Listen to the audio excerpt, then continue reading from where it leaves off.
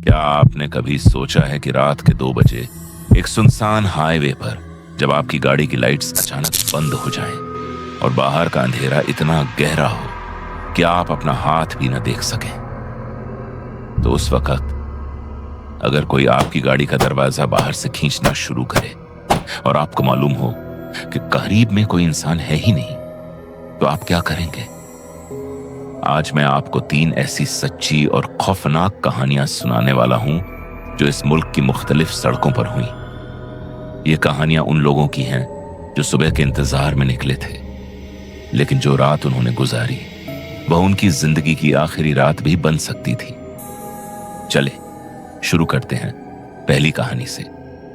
अगर आप वाकई असली और खौफनाक कहानियों के शौकीन हैं तो अभी इस वीडियो को लाइक करें और चैनल को सब्सक्राइब कर लें। आपका एक क्लिक अगली कहानी को हकीकत बनाता है। चलें अब इस कहानी को वहीं से आगे बढ़ाते हैं जहां असल खौफ शुरू होता है।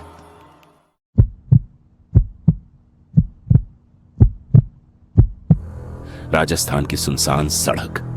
अर्जुन शर्मा अपनी पुरानी पीली गाड़ी में राजस्थान के छोटे से कस्बे से जयपुर की तरफ जा रहा था। रात के तकरीबन 11 बज रहे थे। आसमान पर चांद नहीं था। सड़क के दोनों तरफ सिर्फ सूखी झाड़ियां थीं और दूर दूर तक कोई रोशनी नहीं थी। अर्जुन को यह सफर अक्सर करना पड़ता था क्योंकि वह एक छोटी सी कंपनी में डिलीवरी का काम करता था और यही रास्ता सबसे छोटा था। गाड़ी में रेडियो चल रहा था, पुराने हिंदी गाने। अर्जुन ने एक हाथ से स्टीयरिंग पकड़ी हुई थी और दूसरे हाथ से चाय का थर्मस थामा हुआ था। तकरीबन आधे घंटे के सफर के बाद सड़क के किनारे अर्जुन को एक बूढ़ा आदमी नजर आया। वह सफेद कुर्ते में था, सर पर पगड़ी थी और वह हाथ उठाकर गाड़ी रोकने का इशारा कर रहा था। अर्जुन ने गाड़ी आहिस्ता की। अर्जुन के दिल में आया कि आगे चला जाए। रात का वक्त था, सड़क सुनसान थी, लेकिन फिर उसने सोचा कि बूढ़ा आदमी है, शायद कोई तकलीफ हो। उसने गाड़ी रोकी और शीशा नीचे किया। अर्जुन ने पूछा, बाबा कहां जाना है? बूढ़े ने कुछ नहीं बोला, सिर्फ गाड़ी का पिछला दरवाजा खोला और अंदर बैठ गया। अर्जुन थोड़ा चौंका, लेकिन उसने सोचा शायद बूढ़ा बहरा है या थका हुआ है। उसने गाड़ी आगे बढ़ाई और पूछा, बाबा कहां उतारना है आपको? पीछे से कोई आवाज नहीं आई। अर्जुन ने आईने में देखा, बूढ़ा सीधा बैठा था, आंखें खुली थीं और वह सामने देख रहा था, लेकिन उसकी आंखों में कुछ नहीं था, न हरकत न झपक, बिल्कुल उस तरह जैसे कोई गुड़िया बैठी हो। अर्जुन ने दोबारा पूछा, बाबा क्या सब ठीक है? इस बार बूढ़े ने बहुत आहिस्ता सर हिलाया।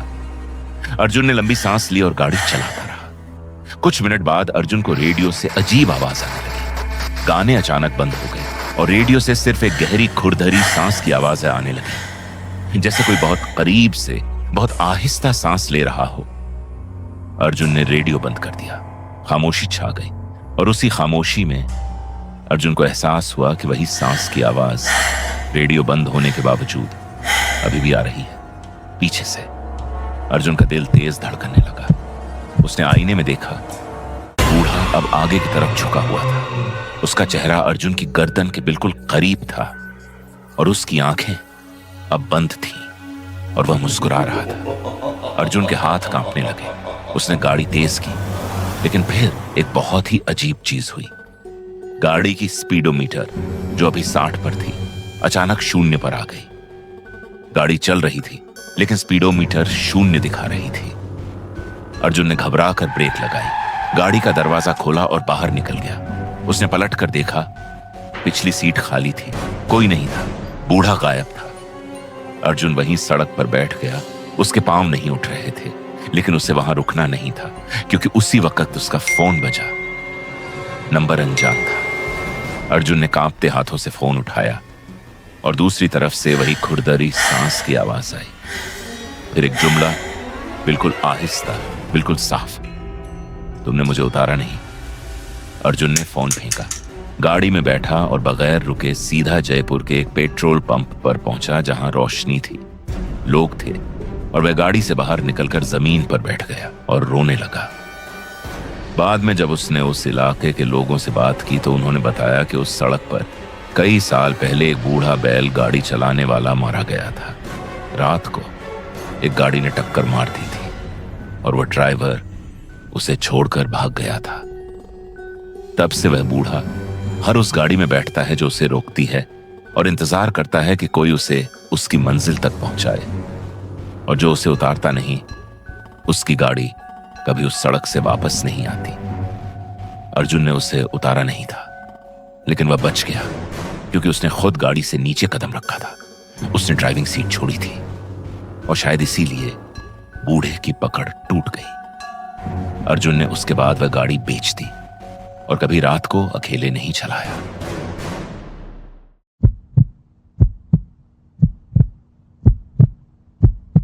मनाली हाईवे, हिमाचल प्रदेश। दीपक वर्मा, अर्पिता सिंह और समीर राणा तीनों कॉलेज के दोस्त थे और यह उनका पहला पहाड़ी सफर था। दिल्ली से मनाली, एक लंबा, खूबसूरत और अक्सर खतरनाक रास्ता। वह सुबह निकले थे, लेकिन पहाड़ों में रुकने और फोटो खींचने की वजह से रात हो गई और अभी मनाली से 2 घंटे दूर थे। गाड़ी दीपक चला रहा था। अर्पिता आगे बैठी थी और समीर पीछे लेटा हुआ सो रहा था। जीपीएस फोन पर चल रहा था और अर्पिता रहनुमाई कर रही थी। अचानक जीपीएस ने एक नई सिमत बताई। बाईं तरफ एक छोटी सड़क थी जो दरख्तों के अंदर जाती थी। अर्पिता ने कहा, दीपक, ये शॉर्टकट बता रहा है, 40 मिनट बचेंगे। दीपक ने एक लम्हा सोचा, फिर बाईं मोड़ लिया।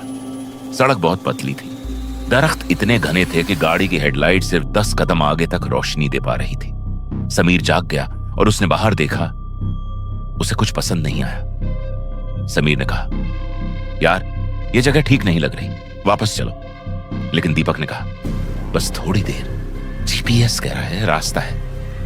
10 मिनट बाद जीपीएस ने कहा, मंजिल आ गई। लेकिन आगे कुछ नहीं था, सिर्फ एक पुराना टूटा हुआ लकड़ी का पुल था और उसके आगे अंधेरा।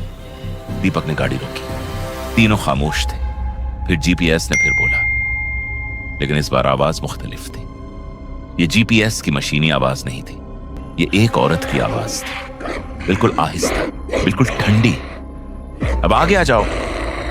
अर्पिता का फोन हाथ से गिर गया। समीर ने सीट से उछलकर दीपक का बाजू पकड़ लिया। दीपक ने गाड़ी पलटाने की कोशिश की, लेकिन सड़क इतनी पतली थी कि गाड़ी ठीक से नहीं घूम रही थी। उसने 3 पॉइंट टर्न करनी शुरू की, आगे पीछे, और उसी दौरान गाड़ी की हेडलाइट्स ने पुल के पार एक साया दिखाया। एक औरत का साया सफेद कपड़ों में पुल के दूसरी तरफ खड़ी थी और उनकी तरफ आ रही थी। दीपक चीखा, भागो! उसने रिवर्स में गाड़ी तेज की, एक दरख्त से टकराई। गाड़ी का पिछला हिस्सा टेढ़ा हो गया, लेकिन गाड़ी चलती रही। समीर पीछे की खिड़की से देख रहा था। वो औरत अब दौड़ रही थी, लेकिन एक अजीब तरीके से। उसके पांव जमीन पर नहीं लग रहे थे, वह हवा में तैर रही थी। दीपक ने गाड़ी मरकजी सड़क तक पहुंचाई, सीधी की और तेज चला दी। अर्पिता का फोन अभी भी फर्श पर था और उसकी स्क्रीन जल रही थी। समीर ने नीचे झुककर फोन उठाया और जीपीएस अभी भी खुला था, लेकिन अब उस पर कोई नक्शा नहीं था, सिर्फ एक जुमला लिखा था स्क्रीन पर सुर्ख रंग में, तुम लोग वापस आओगे? समीर ने फोन बंद कर दिया। तीनों ने वह रात मनाली के एक ढाबे पर गुजारी, गाड़ी के अंदर, दरवाजे बंद करके, लाइट्स जलाकर। अगले दिन उन्होंने मकामी लोगों से उस रास्ते के बारे में पूछा। एक बूढ़े ने बताया कि वहां कई साल पहले एक औरत अपने खानदान के साथ एक गाड़ी में आई थी। वही पुल पार करते वक्त गाड़ी गहरी खाई में गिर गई थी। कोई नहीं बचा था, लेकिन उस औरत की लाश कभी नहीं मिली और उस पुल को तब से बंद कर दिया गया है। तीनों दोस्त समझ गए, जीपीएस ने उन्हें सही जगह दिखाई थी, लेकिन वह आवाज जीपीएस की नहीं थी। वो उस औरत की थी जो अभी भी उस पुल पर किसी का इंतजार कर रही थी। दीपक ने बाद में वो जीपीएस ऐप डिलीट की। उसी दिन अर्पिता के फोन में वह ऐप खुद ब खुद दोबारा इंस्टॉल हो गई। अर्पिता ने वह फोन तोड़ दिया।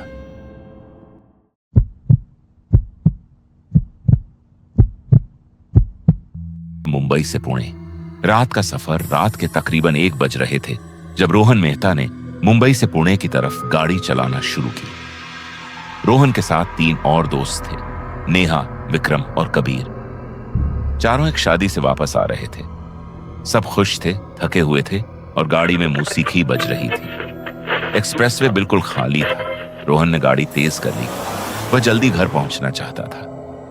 कुछ देर बाद नेहा ने कहा, यार रोहन, पीछे बैठे लोग थोड़ा फैलो, मुझे बहुत जगह कम लग रही है। विक्रम ने कहा, हम लोग तो सीधे बैठे हैं, क्या हुआ? नेहा ने कहा, नहीं, कोई मेरी तरफ से भी दबा रहा है, तुम लोग थोड़ा सरको।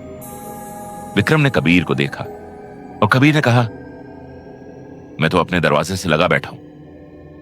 नेहा ने झुंझलाकर पीछे मुड़कर देखा और उसकी आवाज गले में रुक गई। पिछली सीट पर 4 लोग थे, विक्रम, कबीर और उनके दरमियान एक और बंदा बैठा था, काले कपड़ों में, सर झुका हुआ, बिल्कुल खामोश। नेहा ने सिर्फ इतना कह पाई, वो कौन है?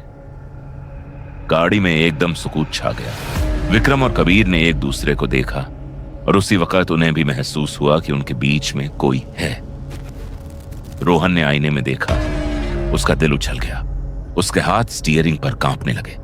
कबीर ने आहिस्ता से उस बंदे का कंधा छुआ और जिस लम्हे उसकी उंगली लगी, उस बंदे ने सर उठाया।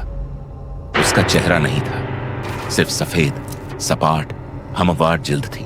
न आंखें, न नाक, न मुंह। कबीर की चीखत निकली और रोहन ने गाड़ी इतनी तेज मोड़ी कि गाड़ी के टायर चीख उठे।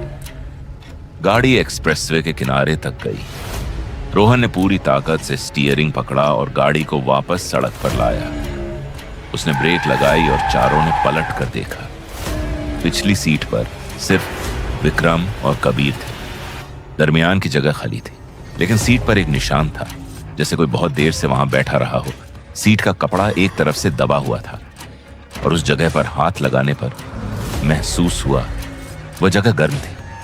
चारों ने गाड़ी से बाहर निकलने की कोशिश की, लेकिन उसी वक्त गाड़ी के सारे दरवाजे खुद ब खुद लॉक हो गए। रोहन ने बटन दबाई, कुछ नहीं हुआ। कबीर ने जोर से दरवाजा खींचा, कुछ नहीं हुआ। नेहा ने खिड़की का शीशा नीचे करने की कोशिश की, वह भी नहीं हुई। गाड़ी में सांस लेना मुश्किल हो रहा था। रोहन ने गाड़ी स्टार्ट की और आगे चलाना शुरू किया। यही उसके पास वाहिद रास्ता था। गाड़ी चलने लगी और उसी वक्त पिछली सीट से आवाज आई, एक गहरी, खोखली आवाज, जैसे कोई बहुत लंबी नींद से जागा हो।